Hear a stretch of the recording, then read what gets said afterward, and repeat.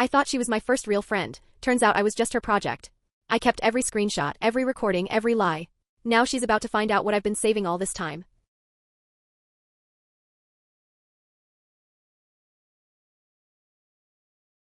Ashley once handed me a crisp $100 bill just to be her gym buddy, so some guy would notice her.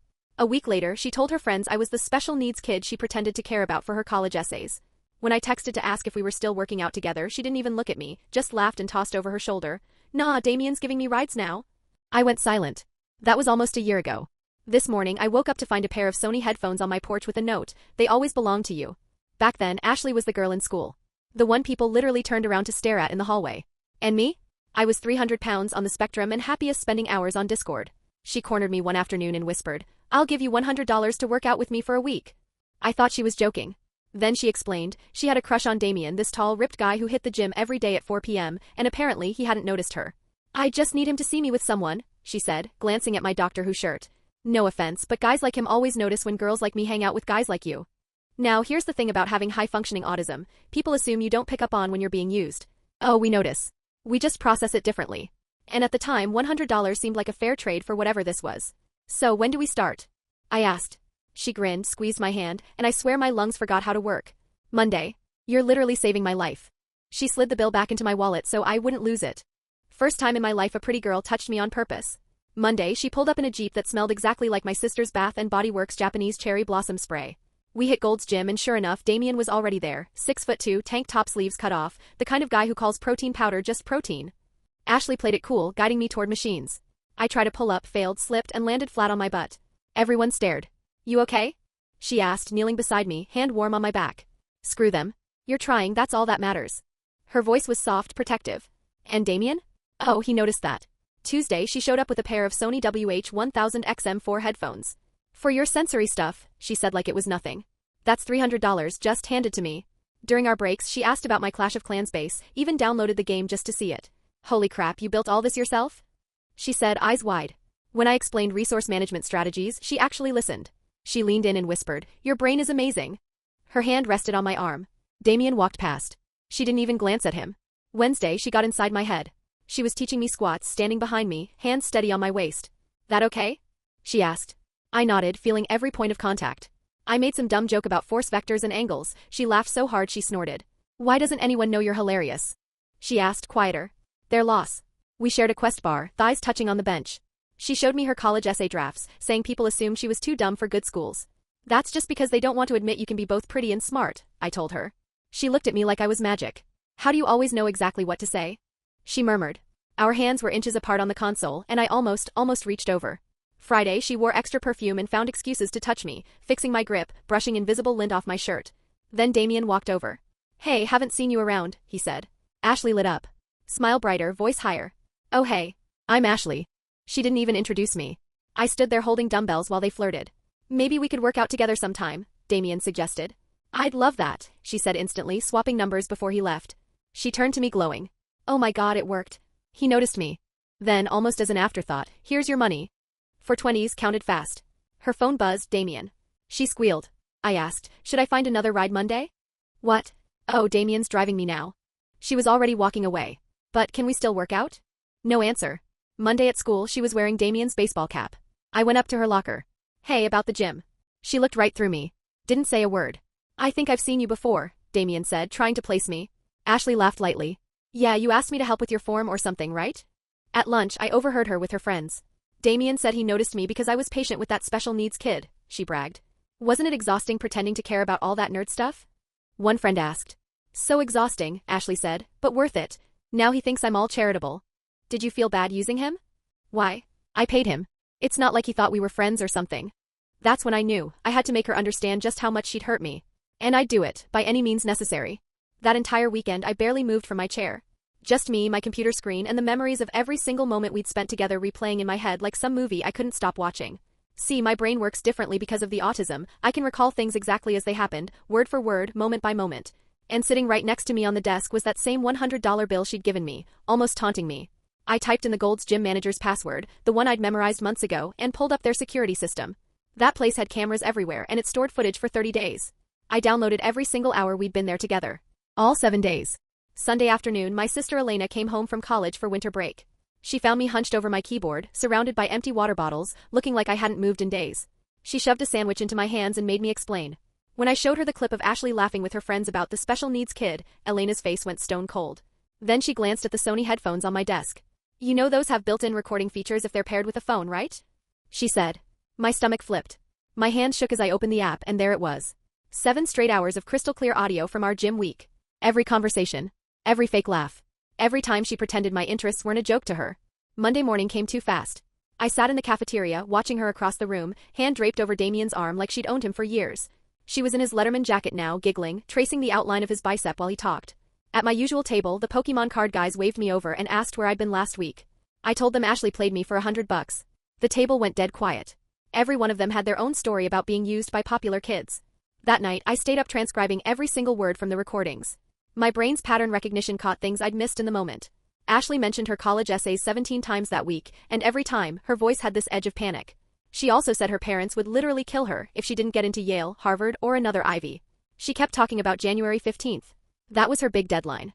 Elena came in and helped me sort everything into folders, sweet manipulation for the parts where she pretended to like me, cruel reality for the time she mocked me, and legal liability for the things that might actually get her in trouble. The Friday footage after I left was brutal, Ashley telling Damien I actually thought we were friends. Both of them laughing like it was the funniest thing in the world. How could someone that smart not realize he was being used? She said. Tuesday at school, I passed her locker and overheard her telling her friends about her Yale interview next week. She bragged that Damien's dad was signing a recommendation letter, or at least putting his name on one Damien wrote. I slid my phone out, hit record, and caught every word. I was furious, but I knew this couldn't just be about revenge. I needed to be strategic. 3 days later, I was on Discord when Lily from Valley High mentioned their Quiz Bowl team needed a 4th player for districts. Someone who actually knew stuff. I volunteered instantly. I remembered Ashley saying she was Westfield's captain and how much she needed that position for her applications. I started studying practice questions with the same obsessive focus I use for game strategies. Trivia stuck in my head like it was glued there. Within a week, I knew more than Ashley had in 3 years on the team. When Lily's team scrimmaged with me, they kept asking where I'd been hiding.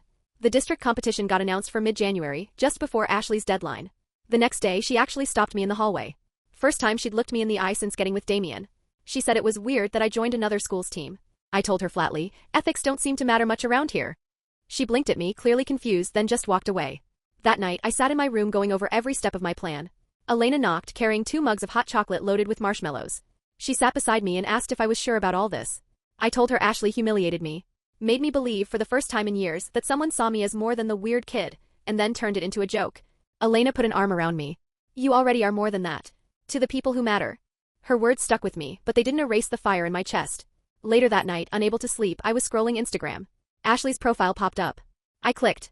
Her entire feed from last week was gym selfies and captions about helping others and giving back to the community. The worst was a video of me struggling under a bench press. Everyone deserves a chance to grow with prayer hands emojis.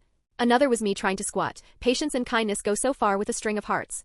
The most humiliating was a still of me lying flat after falling from the pull-up bar. Every journey starts somewhere. Inspiration. Never give up. Hashtags about charity work. The comments made my stomach twist, strangers calling me brave and praising Ashley for her kindness. I started screenshotting everything. By morning, I had 47 files saved under a folder called Evidence. The following Monday, Ms. Rodriguez, my case manager, called me in for our monthly meeting. She tilted her head, studying me, and asked if everything was okay at home. I told her I'd been making friends at the gym, which wasn't technically a lie. She said I seemed different. More focused. But also angrier. I just shrugged. Probably just stress. College apps, you know? She smiled and told me to channel it into something positive. I nodded and left before she could look any deeper. Later that week, I was in the computer lab, half absorbed in debugging a piece of code, when I heard shouting and sneakers squeaking from the basketball court outside. I glanced out the window and there she was. Ashley. Sitting in the bleachers like she was some kind of prize, draped in Damien's jersey. Every time he made a shot, she leapt to her feet, clapping and cheering like they'd been together forever, not just 2 weeks. The other players kept stealing glances at her and saying things I couldn't hear through the glass. Jerome from my coding class wandered over, noticed where I was looking, and said, "Man, Ashley is something else." I just muttered, "Yeah, she really is," and kept watching. The next day, I was on my way to my locker when I heard my name behind me. I turned and there was Chloe, Ashley's best friend. Only, she didn't have her usual smug smile. She looked around, making sure no one else was in earshot. "I know what Ashley did to you," she said quietly. "And I'm sorry."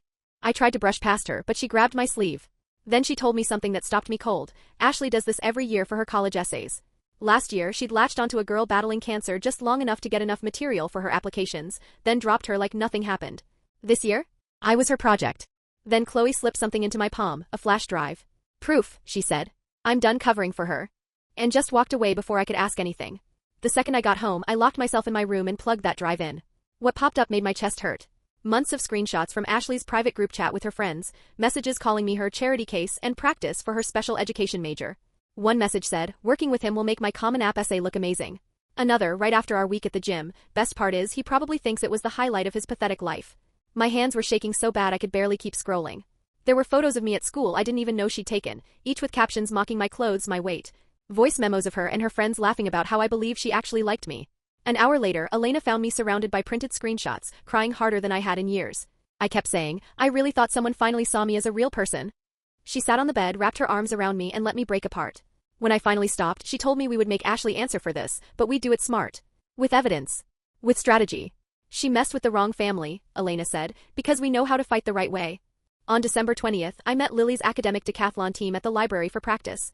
They were friendly in a way that felt foreign, actually listening when I explained my resource management strategies from online games. Their captain said it was basically economics theory, and that I'd crush the econ round at competition. They asked follow-up questions about my hobbies, and didn't look bored when I answered. It felt like what I thought hanging out with Ashley would be, except these people weren't faking it.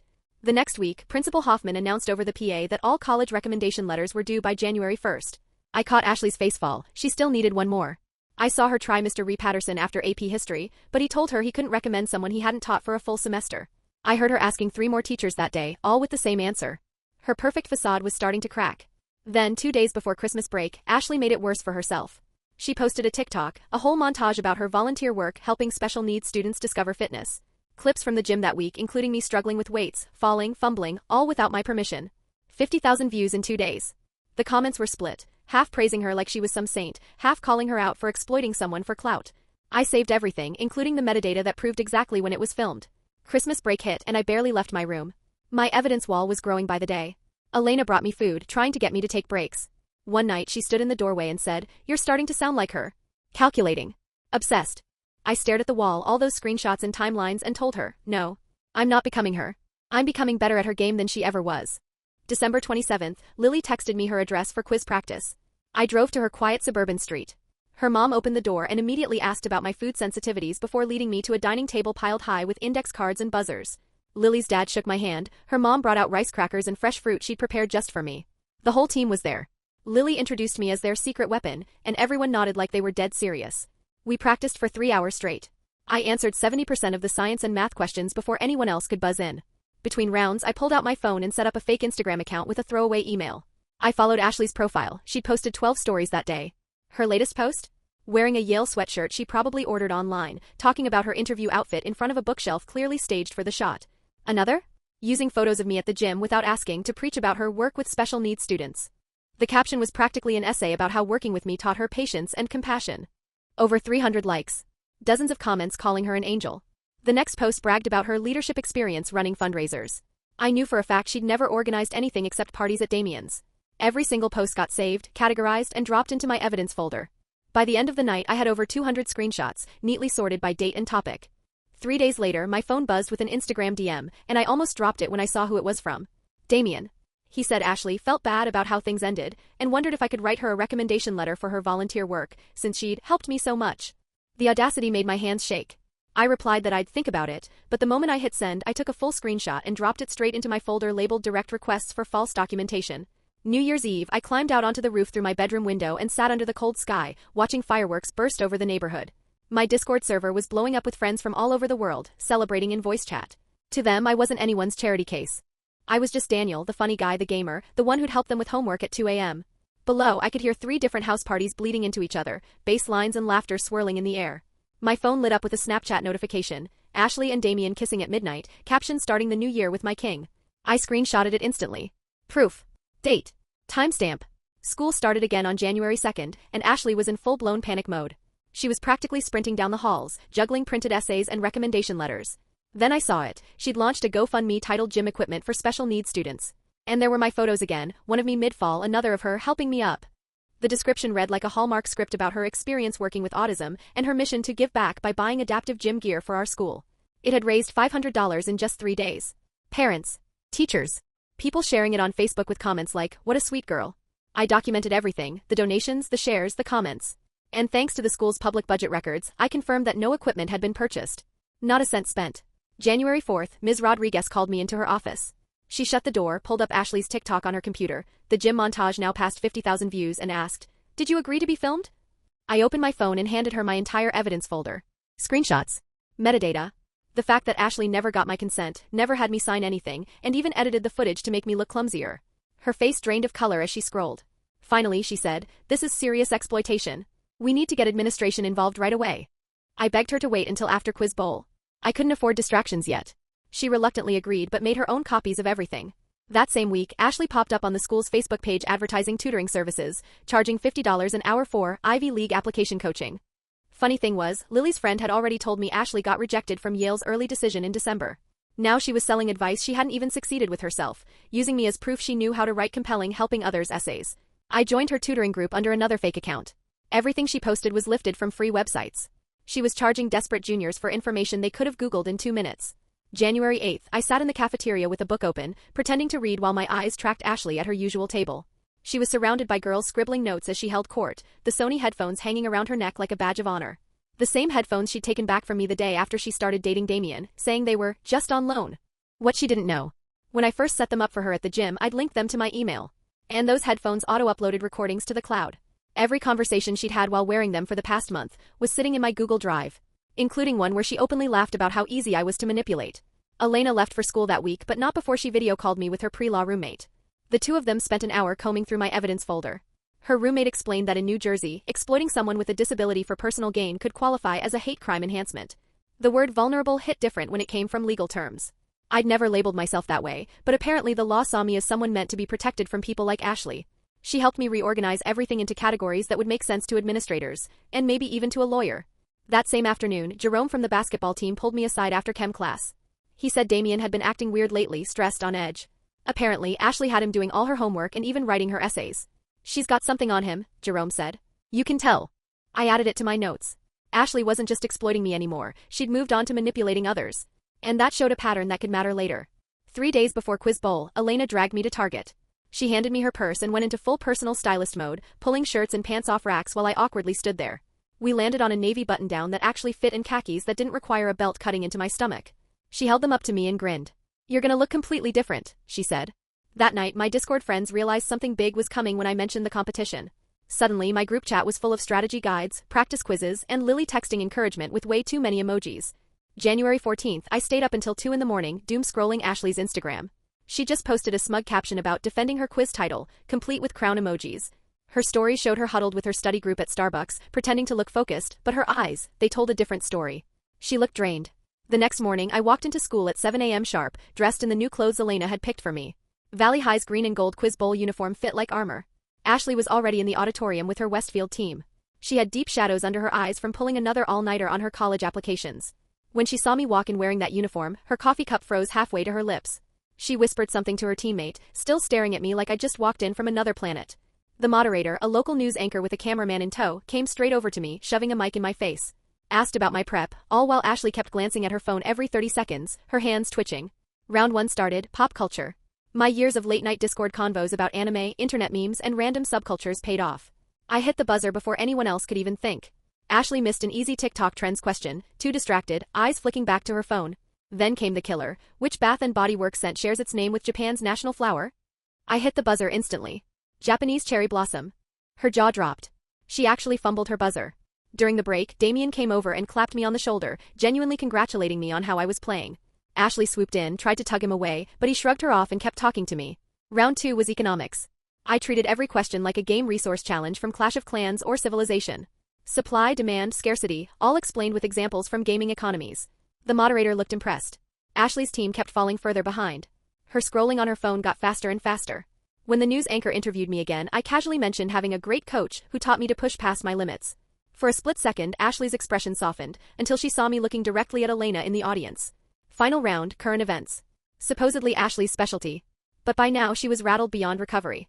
When the question about exploitation of vulnerable populations came up, I slammed the buzzer and gave the exact textbook definition, while keeping my eyes locked on her. Valley High pulled ahead for the first time in 3 years. Ashley's phone buzzed nonstop, application deadline ticking down to less than an hour away. The moderator called a 10-minute break, and Ashley practically bolted from the stage, phone to her ear before she'd even cleared the curtain. I headed toward the bathrooms but stopped when I heard her voice cracking inside. She was begging her mom to let her stay until the end, sobbing about losing, while her mom's angry yelling was loud enough to echo through the door. A few seconds later, the door slammed open and Ashley stormed past me, face blotchy, eyes red, laptop bag clutched like a lifeline. The lightning round began without her. Her captain's chair sat empty. My brain locked into that tunnel vision mode. Buzz. Answer. Buzz. Answer. Science. History. Current events. Through the glass windows I could see her sitting in the hallway on the floor, laptop balanced on her knees, typing furiously, checking her phone every few seconds. Valley High's score shot past 200, then 300, then 400 points ahead. The cameras kept panning to her empty chair. At 12:01 p.m. she came stumbling back in. Makeup streaked down her face, laptop closed, shoulders slumped. The final buzzer sounded. Valley High had beaten Westfield by 200 points. The moderator called both captains forward to shake hands. Ashley had to walk the full length of the stage in front of every camera to reach me. Her hand was ice-cold limp. She whispered, "Congratulations," but her eyes were hollow. The reporter swooped in, microphone ready, raving about our incredible comeback. She asked what inspired me to join Quiz Bowl. I looked straight into the camera and said, "Someone once told me I was too different to succeed in normal activities. I wanted to prove that different doesn't mean less capable." The reporter lit up, diving into follow-ups about autism awareness. Ashley stood motionless behind us. When the cameras moved away, she grabbed my arm and yanked me into the corner. She hissed that I'd done this on purpose, that I'd ruined her life. I pulled out my phone, opened the screenshot from her group chat. Best part is, he probably thinks this was the highlight of his pathetic life. I told her, "You ruined your own life. I just didn't save you from yourself." She stared at it for a long moment, then turned and walked away without a word. By January 16th, the local news clip had exploded online, shared thousands of times on Facebook, retweeted into oblivion, all with headlines about an autistic student dismantling the reigning champs. My Discord server went wild with messages, emojis flooding the screen. Lily texted me, "We make a great team. So proud of you." For once, the praise didn't feel fake or pity-driven. It felt earned. Victory had a taste I hadn't known before. Sweet. Sharp. Real. Michael had taken Ashley's team down by 200 points while she was melting down over a missed college deadline, and I'd used her own words against her on live TV. Ashley didn't show for 3 straight days. The whispers started that she'd missed every single regular decision deadline. Damien wasn't sitting at her table anymore. He was over with Jerome and the basketball guys. Meanwhile, people I'd never spoken to before were stopping me in the halls to talk about the Quiz Bowl. I wasn't invisible anymore. On day 4, I got called into Principal Hoffman's office. Ms. Rodriguez was already there, looking grim. The principal said there were serious reports about fraudulent fundraising and misuse of a student's image for college purposes.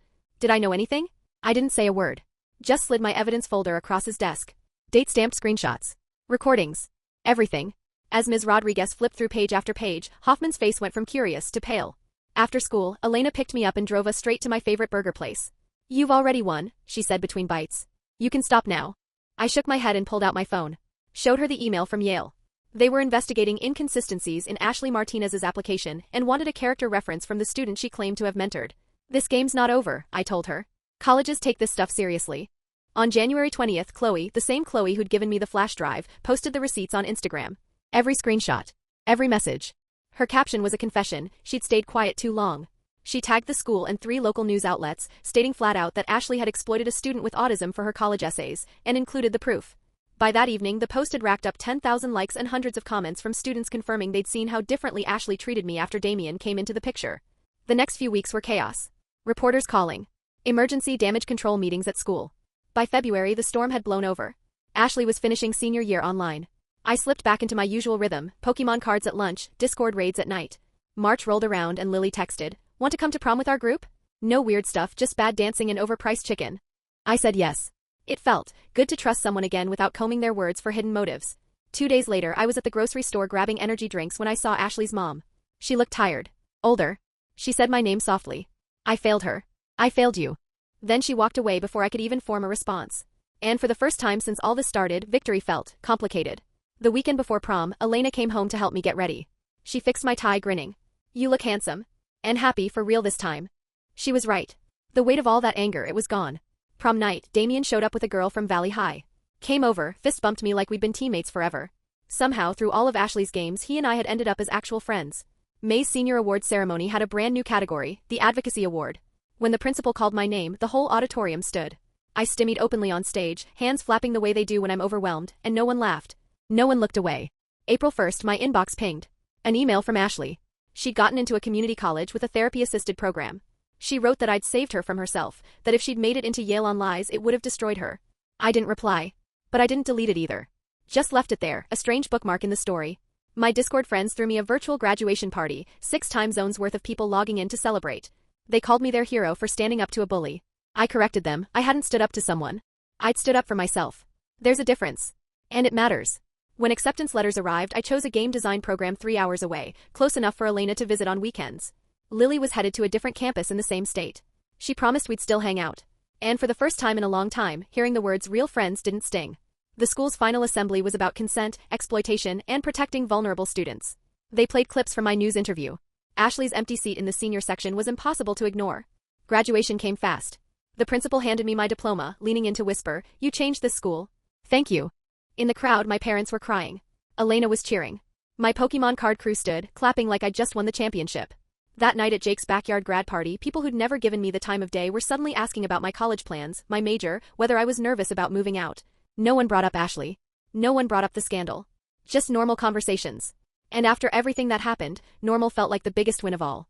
I was leaning against the pool fence, red solo cup of Sprite in hand, when 3 guys from my calculus class wandered over. They wanted to know if I'd decided on computer science or engineering. Even the kid who used to call me Robot Brain back in freshman year grinned, fist bumped me, and said he'd heard I'd gotten into a great school. A week later, the doorbell rang. On the porch sat a plain cardboard box with no return address. Inside were the Sony headphones, cleaned up, new ear cushions, and a folded note in Ashley's handwriting. "These belong to you." They always did. "Thank you for teaching me to really see people." This time I didn't throw them away. I kept them. Summer rolled in and I landed a job at GameStop, running strategy sessions for kids in Pokemon and Minecraft during their summer camp program. Word spread fast. Parents started asking for me by name. One mom pulled me aside and said her son was autistic too, and I was the first instructor who'd actually gotten through to him. Before leaving for college, I drove past Gold's Gym one last time. The same pull-up bar where I'd crashed to the floor that first day with Ashley was still there. I gripped it, pulled myself up, once, twice, 3 times before my arms gave out. The manager walked by and grinned. "Hey, you're that trivia champion from the news, right?" It felt a whole lot better than being recognized as that victim kid. In August, Elena drove me to campus, the car stuffed with boxes, Pokemon binders, and those Sony headphones. While unpacking my dorm room, she said, "You know, the best revenge wasn't destroying Ashley. It's becoming someone who doesn't need her approval anymore." My roommate showed up carrying his own pair of noise-canceling headphones. Without missing a beat, he started putting up blackout curtains and setting up a white noise machine. The housing office had paired us on purpose, both on the spectrum, both already tuned into each other's needs. Within an hour, we were rearranging our desks for the most sensory-friendly setup. Tuesday nights, the campus gaming club met in the student center, actual people at real tables instead of just avatars on a Discord screen. When I introduced myself, nobody knew about the Ashley thing. Nobody cared. I was just the guy who was really good at resource management. My phone buzzed mid-meeting. Damien had texted me a photo of him in his college basketball uniform with the message, "Real strength isn't about muscles. It's about standing up for yourself." Jerome had added a picture of him running the Pokemon Club at State, captioned, "You taught us well, sensei." During freshman orientation, we had to share something we'd overcome in small groups. I talked about learning to trust again after betrayal, without naming names. 3 students came up afterward, saying they'd been through the same kind of thing. By the end of the week, we'd set up a standing coffee meetup. 6 weeks into the semester, I was on a video call with Elena. Behind me, my roommate was alphabetizing his manga while 2 girls from Gaming Club argued over the best Clash layouts. Elena smiled at me through the screen. "You look actually happy. For the first time in forever." She was right. The rage that used to ignite every time Ashley crossed my mind was gone, replaced by something solid. Real friends. People who saw me as I was and stayed anyway. Ashley had, in her own twisted way, taught me how to spot fake friendship. And that made finding the real thing even sweeter. Maybe someday I'd thank her for that lesson. But not today. Today I had a raid to lead. A Pokemon tournament to train for. And a life that finally completely belonged to me. If you enjoyed today's drama, just imagine what's waiting in the next one. Hit like, subscribe, and let's go find the next train wreck together. Thanks for watching.